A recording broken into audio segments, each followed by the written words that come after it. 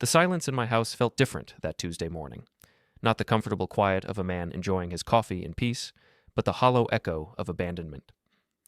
My wife Jenna had been gone for 3 days on what she called her girls' trip to Aruba, and something was eating at me like acid in my gut. Before we dive deeper into this story, I have one small request. Please subscribe, drop a like, comment, and hit that hype button to boost this channel so more people can discover these incredible Reddit stories. I'm Eli Mercer, 42 years old, and I've been building houses in this New England town for 20 years. I know when something doesn't fit right, whether it's a crooked beam or a lying wife. The beam you can fix with a level and some elbow grease. The wife? That's a different kind of construction project. Jenna worked at Sterling Marketing, one of those sleek agencies where everyone wore clothes that cost more than my monthly truck payment. She'd been climbing the corporate ladder for 5 years, and somewhere along the way, she'd started looking at me like I was something stuck to her designer shoe. I picked up my phone and typed a simple message. "Hey babe, how's the beach? Miss you." The message turned green instead of blue. My stomach dropped. I tried again. Same thing. Green bubble, meaning I wasn't just being ignored, I was blocked. Completely cut off from my own wife's digital life, like some kind of stalker ex-boyfriend. Well, that's interesting, I muttered to my coffee mug. It was the only thing in the house that still seemed to appreciate my company. I sat there for a moment, letting the implications wash over me. In 15 years of marriage, Jenna had never blocked me. We'd fought, sure. She'd given me the silent treatment, absolutely. But blocking? That was nuclear-level hostility. My neighbor, Mrs. Dooley, was already out watering her flowers, which meant she was really out gathering intelligence for the neighborhood gossip network. The woman could spot drama from 3 blocks away and had the social media skills of a teenager despite being 73. I grabbed my keys and headed to my truck. If I couldn't reach my wife directly, I'd go through her best friend, Brittany. Britt had been Jenna's partner in crime since college, and if anyone knew what was really happening in Aruba, it would be her. The drive to Britt's apartment gave me time to think. Jenna had been different lately, more secretive, more critical, more distant. She'd started working late, going out with clients, and treating our conversations like business meetings she wanted to escape from.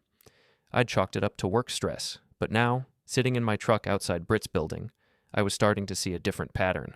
The late nights, the new clothes, the way she'd started putting her phone face down during dinner, if she bothered to eat dinner with me at all. Britt answered her door looking like she'd been hit by a party bus. Her mascara was smudged, her hair was doing its own thing, and she was wearing yesterday's clothes like a badge of shame. "Eli, what are you doing here?" She clutched her robe tighter, which was interesting since she was already fully dressed underneath it. "I was hoping you could help me get in touch with Jenna. She's not answering her phone, and I wanted to make sure she's okay." Something flickered across Britt's face. Guilt, maybe, or panic. She glanced back into her apartment like she was checking to make sure no one was listening. She's probably just busy with the girls, you know? Beach time, drinks, that whole thing." "Right. The girls' trip." I kept my voice casual, but I was watching her face carefully. "Which girls went again? I know you couldn't make it because of work." Britt's eyes widened slightly. "Gotcha." "Oh, Sarah and Michelle, and that new girl from her work. What's her name?" She was lying, and we both knew it. The question was why. "Britt, I'm blocked from her phone. Completely blocked. In 15 years of marriage, that's never happened. So either she's in some kind of trouble, or something else is going on. Either way, I need to know." Britt looked like she was about to be sick. She kept glancing back into her apartment, and I was starting to wonder if she wasn't alone. "Look, Eli, maybe you should just give her some space, you know? Sometimes people need to figure things out." "Figure what things out?" That's when her phone buzzed. She glanced at it automatically, and her face went white. "I have to go," she said quickly, starting to close the door. I put my hand against it, not forcefully, but firmly enough to keep it open. "Britt, I've known you for 10 years. You're a lot of things, but you're not a good liar. What's going on?" She looked at me for a long moment, and I could see the internal struggle playing out across her face. Finally, her shoulders sagged. "God, I hate this," she whispered. I told her this was a mistake. I told her it would blow up in her face. My heart started pounding, but I kept my voice steady. Told her what was a mistake? The lying, the sneaking around, the whole thing with Trevor. Trevor. I didn't know any Trevor, but the name hit me like a punch to the gut anyway. "Who's Trevor, Britt?" She closed her eyes. "I can't do this. I can't be the one to tell you. You already started. Don't leave me hanging here." She opened her eyes and looked at me with something that might have been pity. Trevor Lane. He's this guy she met through work, some tech entrepreneur with more money than sense. They've been seeing each other for about 3 months. The world seemed to tilt sideways for a moment. I gripped the doorframe to steady myself. Seeing each other. I'm sorry, Eli. I really am. I told her she was making a huge mistake, but she said she was unhappy, and he made her feel alive again, and all that typical cheating wife bullshit. The casual way she said it, like my marriage was just another piece of neighborhood gossip, made something cold and hard settle in my chest. So she's not in Aruba. No, she's with him. Some weekend getaway thing. I think they went to that resort up in Vermont, the one with the spa. I nodded slowly, processing this information. My wife of 15 years was spending the weekend with another man while I sat at home like an idiot, worried about her safety. Eli, are you okay? You look kind of... I'm fine, I said, and I was surprised to find that I meant it. The shock was wearing off, replaced by something much more useful. Clarity. What are you going to do? I looked at Britt, this woman who'd been in my house hundreds of times, who'd eaten my food and drunk my beer and pretended to be my friend while helping my wife lie to me. I'm going to deliver a message. What kind of message?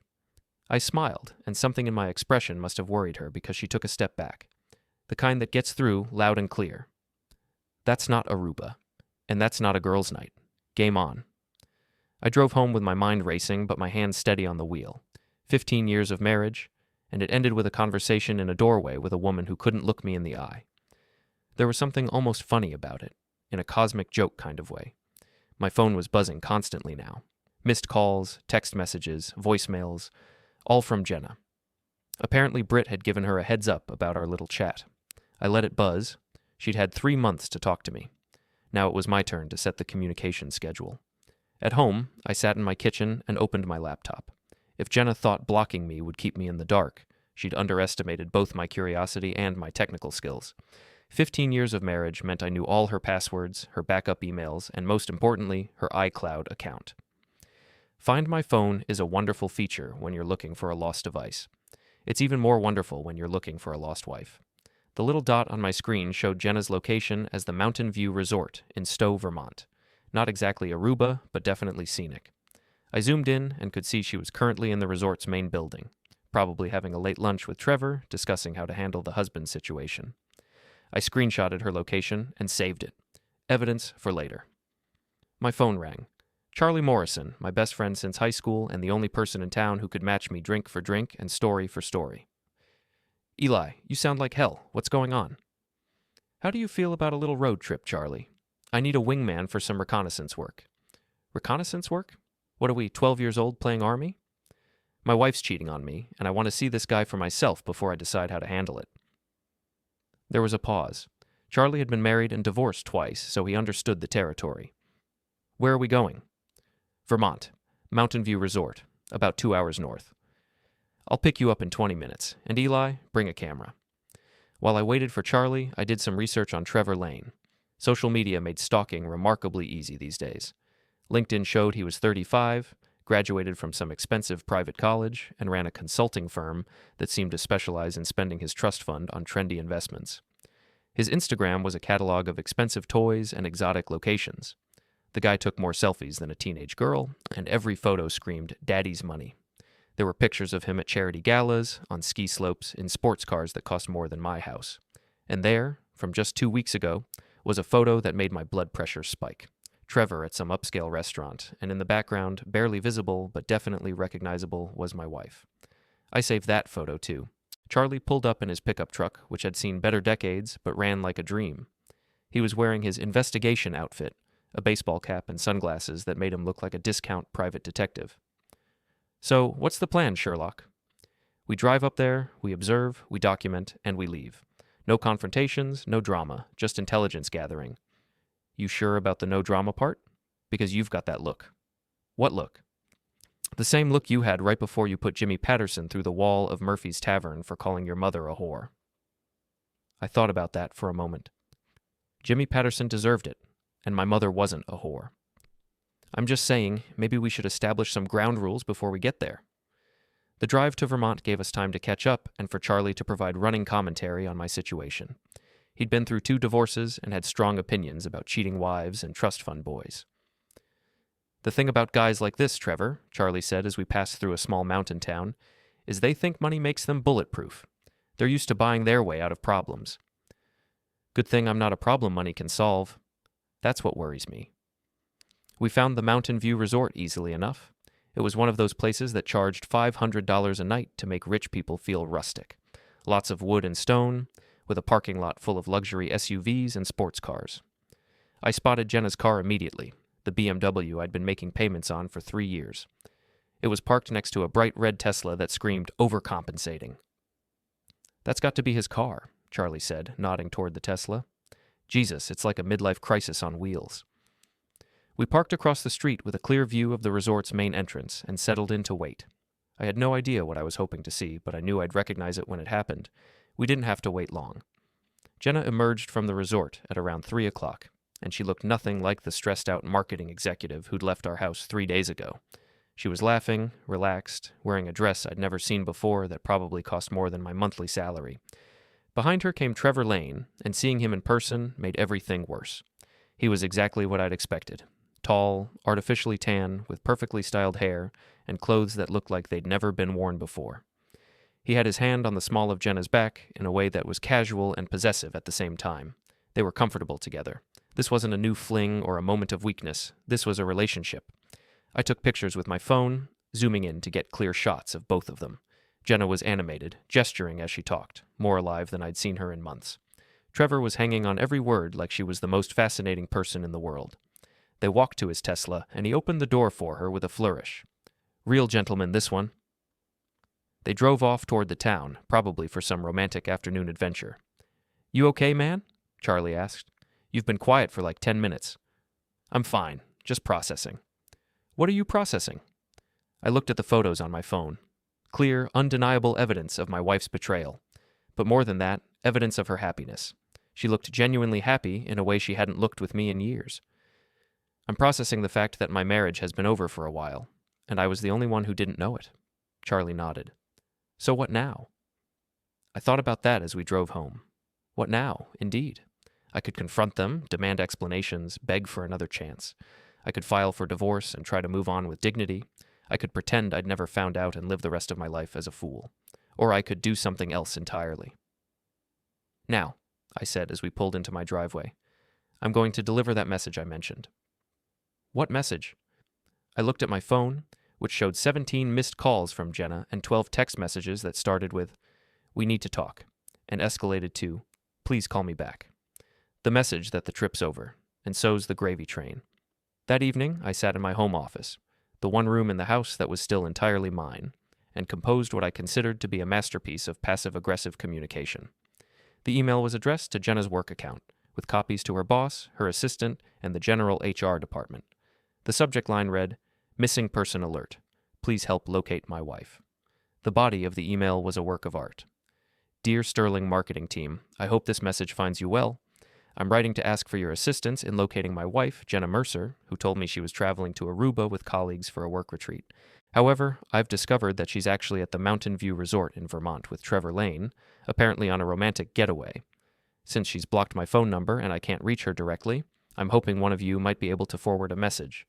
The jig is up, come home, we need to talk."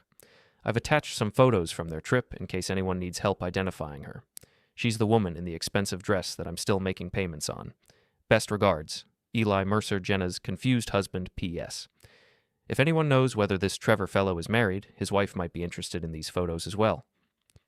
I attached 3 of the clearest photos from our surveillance trip and hit send at exactly 9 a.m. the next morning, right when I knew the office would be checking their emails. My phone started ringing within minutes. I let it ring. While Jenna was dealing with the fallout at her office, I was taking care of business at home. I called our bank and froze our joint credit cards, all of them. I called the insurance company and removed her from my auto policy. I called our cell phone provider and suspended her line. It wasn't about the money, though cutting off her access to our accounts felt pretty satisfying. It was about sending a message. The free ride was over. By noon, my phone showed 43 missed calls from Jenna and 6 from numbers I didn't recognize. I was willing to bet at least a few of those were from Trevor, probably trying to play peacemaker. Mrs. Dooley knocked on my door around lunchtime, carrying a casserole and wearing her concerned neighbor expression. Eli, dear, I couldn't help but notice all the activity. Jenna's car isn't in the driveway, and there were some delivery trucks here earlier. The delivery trucks had been there to repossess Jenna's BMW. Turns out when you stop making payments and report the primary driver as unavailable for contact, the bank gets nervous. Jenna's away on business, Mrs. Dooley, just taking care of some household maintenance while she's gone. Mrs. Dooley's eyes lit up with the possibility of gossip. Oh, what kind of maintenance? Financial maintenance, mostly. Streamlining our accounts, updating our insurance policies. You know how it is. She didn't know how it was, but she nodded like she did. Well, if you need anything, dear, you just let me know. I'm always here. I was sure she was. Mrs. Dooley had the best view of my driveway in the neighborhood and the biggest mouth at the local grocery store. Around 2 o'clock, Charlie showed up with beer and sandwiches. Figured you might need some company today. How's it going? It's going great. I've cut off her credit cards, suspended her phone, had her car repossessed, and sent a very informative email to her entire office. I'd say I'm having a productive day, Charlie whistled. Jesus, Eli, you're not messing around. 15 years, Charlie. 15 years I've been faithful, supportive, and apparently stupid. She wants to play games? I'll show her what games look like. My phone buzzed with a text from an unknown number. This is Trevor. We need to talk. I showed the message to Charlie, who nearly choked on his beer laughing. The boyfriend wants to chat? What are you going to do? I typed back, we have nothing to talk about, but congratulations on your new financial responsibilities. The response came back immediately. What financial responsibilities? I sent him a screenshot of the repossession notice for Jenna's car, along with a note. She's all yours now, champ. Hope you budgeted for a dependent. Charlie was reading over my shoulder. You're evil. I like it. My phone rang again. This time it was a number I recognized, Brittany. I answered on the 4th ring.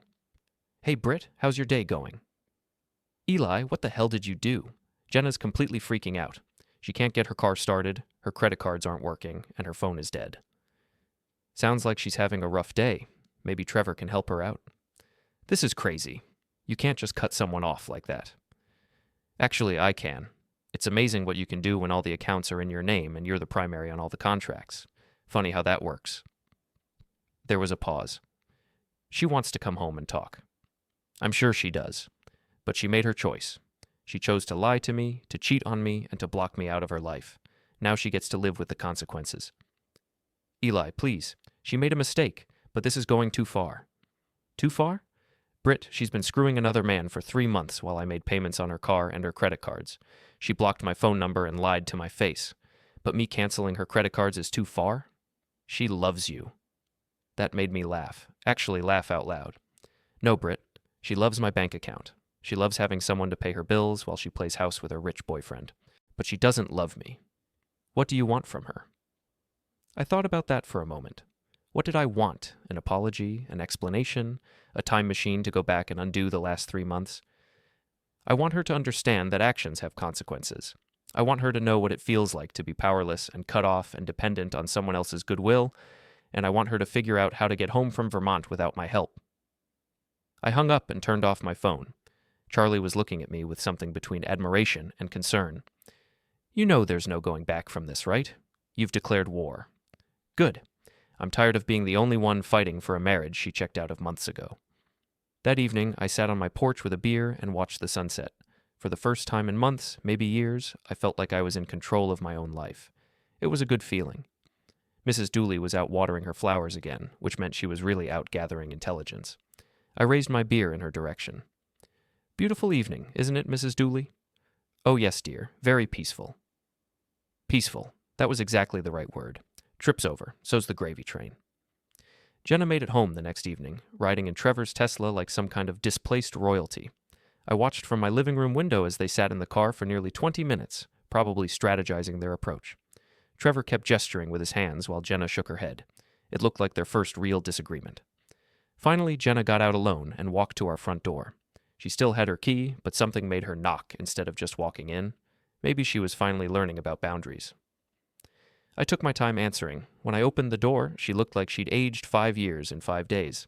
Her perfect hair was disheveled, her makeup was smudged, and she was wearing the same clothes from yesterday. Trevor's money apparently didn't extend to a complete wardrobe replacement. "We need to talk," she said. "I'm sure we do. But first, you need to understand something. This is my house. My name is on the deed, the mortgage, and all the utility bills. You're here as my guest, and guests follow house rules." Her eyes flashed with anger. "House rules?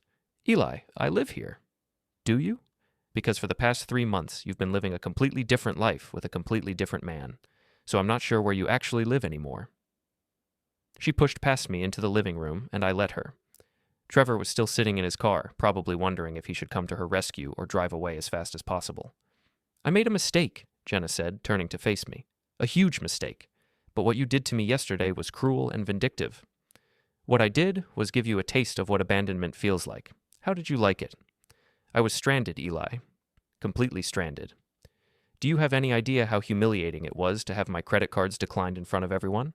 To have my car repossessed from a public parking lot?" I sat down in my favorite chair, the one she'd been trying to get me to replace for 3 years, and looked at her calmly. "About as humiliating as finding out your wife has been cheating on you from her drunk best friend, I'd imagine." That stopped her cold. She'd been building up to righteous indignation, but my calm tone seemed to deflate her anger. "How long have you known?" "Since Tuesday. Brittany told me everything." Jenna closed her eyes and sank onto the couch. "God damn it, Britt. Don't blame Britt. She felt guilty about lying to me. You should try it sometime." "I never meant for this to happen."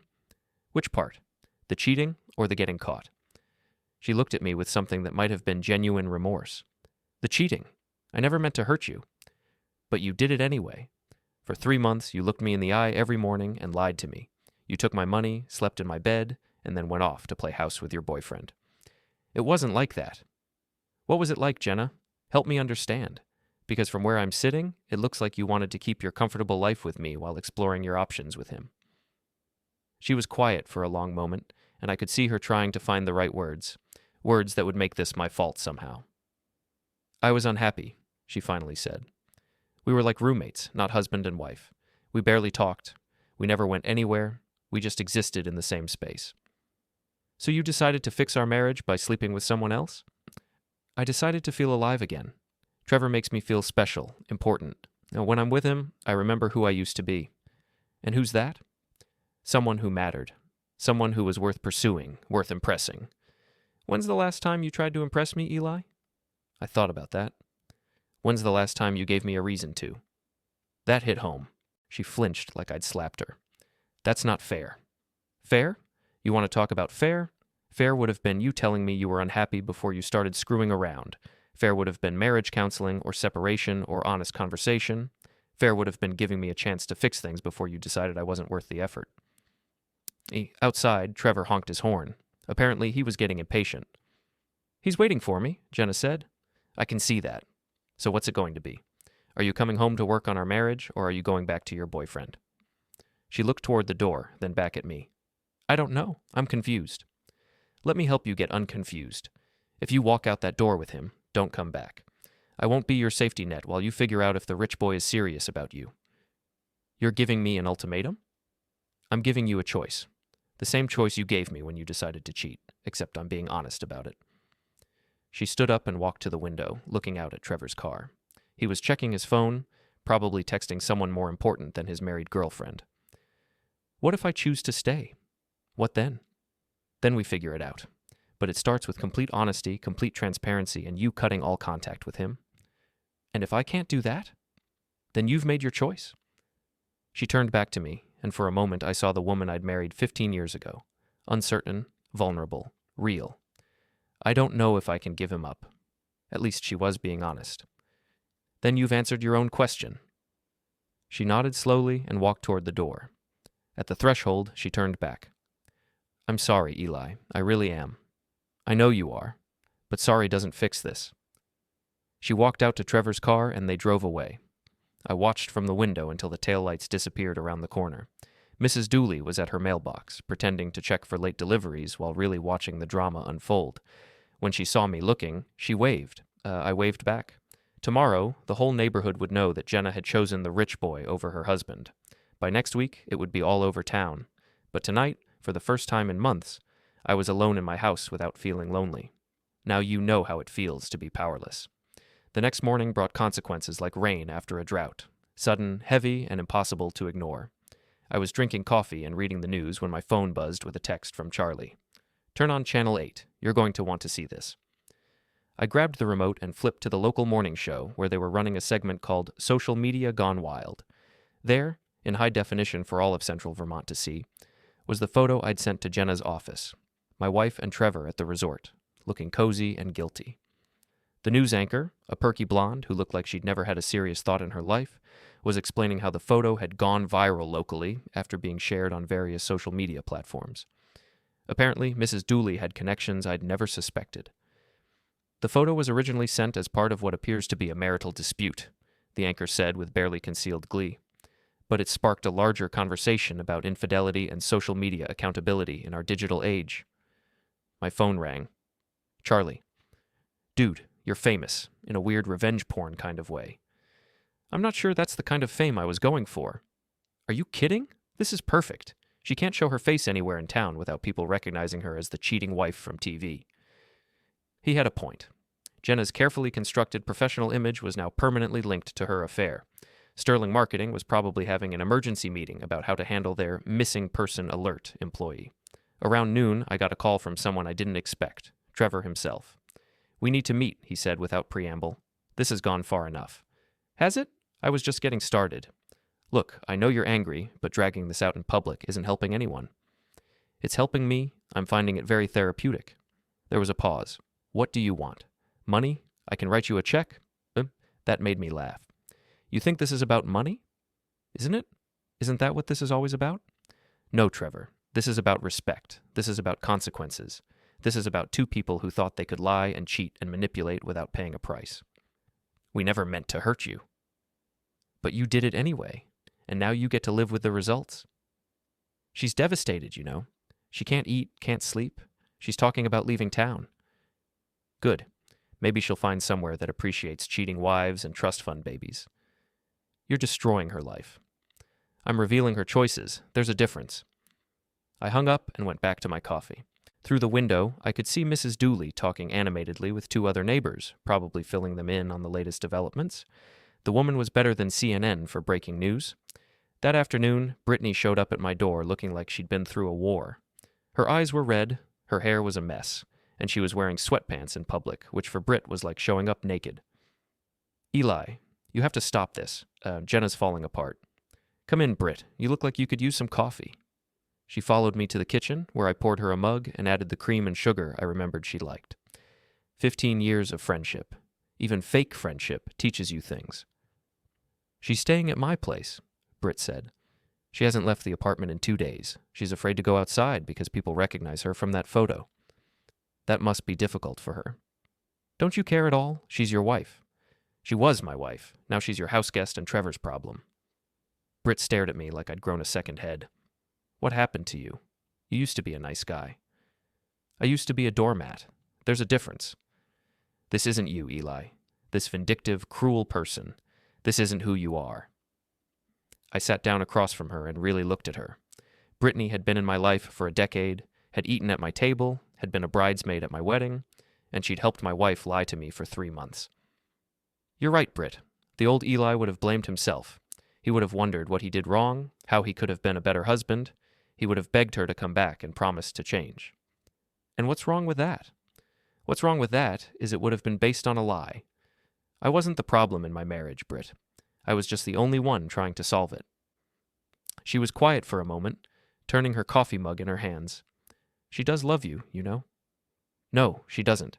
She loves the idea of me, the security, the stability, the backup plan, but she doesn't love me." "How can you be so sure?" "Because if she loved me, she would have talked to me before she started sleeping with someone else. If she loved me, she would have given me a chance to fix whatever was broken. If she loved me, she wouldn't have blocked my phone number and lied to my face for 3 months.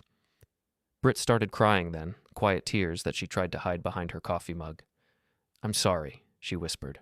"I should have told you sooner." "Yes, you should have, but you chose to protect her instead of doing the right thing." "I thought it would blow over. I thought it was just a midlife crisis thing and she'd come to her senses." "Well, she did come to her senses. She chose him." Britt looked up at me with genuine surprise. "She chose him?" Last night, I gave her a choice. Work on our marriage or go back to Trevor. She went back to Trevor. Oh, Eli, I didn't know. Now you do. So you can stop trying to guilt me into taking her back. She made her decision. Britt finished her coffee in silence, then stood to leave. What are you going to do now? She asked. I walked her to the door and opened it for her. Outside, Mrs. Dooley was trimming her hedges with surgical precision, clearly eavesdropping on every word. Now I'm going to move on with my life, and Jenna gets to figure out if Trevor's love is worth more than the life she threw away. After Britt left, I sat on my porch and waved to Mrs. Dooley, who waved back enthusiastically. Tomorrow, she'd have fresh gossip to share at the grocery store. By the weekend, everyone in town would know that Jenna had chosen the rich boy over her marriage. The trip's over. And so's your kingdom. A week later, I was replacing a kitchen faucet for the Hendersons when my phone buzzed with a text from an unknown number. The message was short and desperate. Please, we need to talk. Everything's falling apart. I recognized the tone, if not the number. Jenna, probably using someone else's phone since I'd had her line disconnected. I finished the faucet installation, collected my payment, and drove home to find Trevor's Tesla parked in my driveway. This time, both of them got out of the car. Trevor looked like he'd been through a blender. His perfect hair was disheveled, his expensive clothes were wrinkled, and he had the hollow-eyed look of a man who hadn't slept in days. Jenna looked even worse. Pale, thin, and wearing clothes that hung on her like she'd lost 20 pounds in a week. Eli, thank God, she said, rushing toward me. We need your help. I stood on my porch steps, keeping the high ground. My help with what? Trevor stepped forward, and I could see his hands shaking. It's all gone to hell, man. The photo, the publicity. My parents saw it on the news. They cut me off completely. Cut you off? Financially. The trust fund, the credit cards, the apartment, everything. They said I'd embarrassed the family name. I looked at Jenna, who was wrapping her arms around herself like she was cold despite the warm evening. And let me guess, without Trevor's money, the romance isn't quite as appealing? It's not about the money, she said quickly, but her voice lacked conviction. Isn't it? Because from where I'm standing, it looks like you traded a middle-class marriage for what you thought was an upgrade, and now you're finding out that actions have consequences. Trevor was pacing now, running his hands through his hair. You don't understand. I lost everything. My parents won't take my calls. My friends are avoiding me. That photo is everywhere. Welcome to my world from last week. How does it feel? This is different. You still have your house, your business, your life. I have nothing. You have my wife. Isn't that what you wanted? Jenna stepped between us. Eli, please.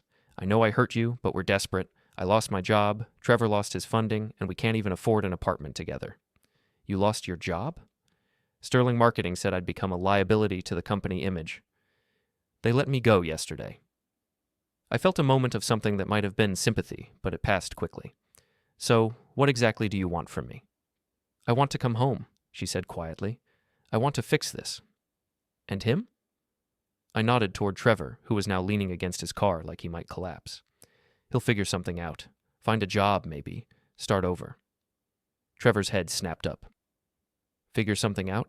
Jenna, we're supposed to be in this together. We are, but I need somewhere to stay while we get back on our feet. I watched this exchange with fascination. The cracks in their relationship were showing, and the pressure of real-world consequences was splitting them apart. Let me make sure I understand this correctly, I said. You want to move back into my house, sleep in my bed, eat my food, and use my address while you figure out how to build a life with your boyfriend? It's not like that. What's it like then? She was quiet for a long moment, and I could see her trying to find words that would make this sound reasonable. I made a mistake, a huge, terrible mistake, but I can't undo it, and I can't survive without help. You're right. You can't undo it, but you can live with it. Trevor pushed himself off his car and walked toward us.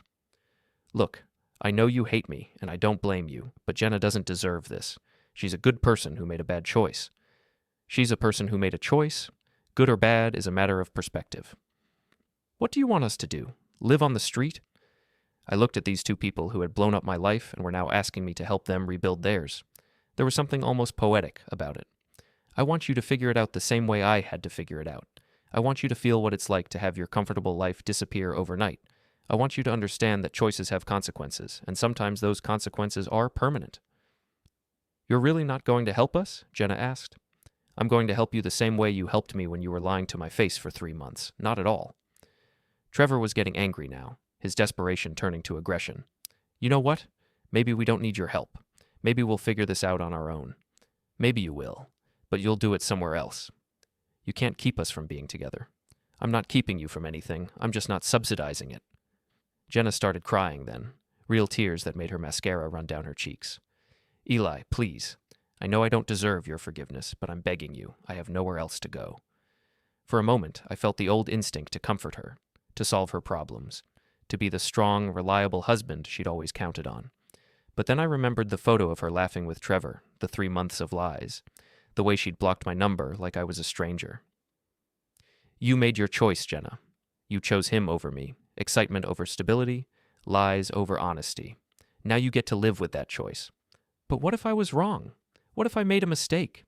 Then you'll learn from it, but you'll learn somewhere else. They left together, driving away in Trevor's Tesla toward an uncertain future. I watched until the taillights disappeared, then went inside my house. My quiet, peaceful, honest house. Mrs. Dooley was at her window, and I could see her silhouette against the curtains. Tomorrow, she'd have the final chapter of the story to share with the neighborhood. The cheating wife and her broke boyfriend, sent away by the husband who'd finally learned to say no. I poured myself a beer and sat on my porch as the sun set over my town, my street, my life. For the first time in months, maybe years, everything was exactly as it should be.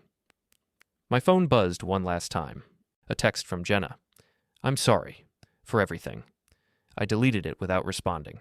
Some conversations are over before they begin. You're not even worth the effort anymore.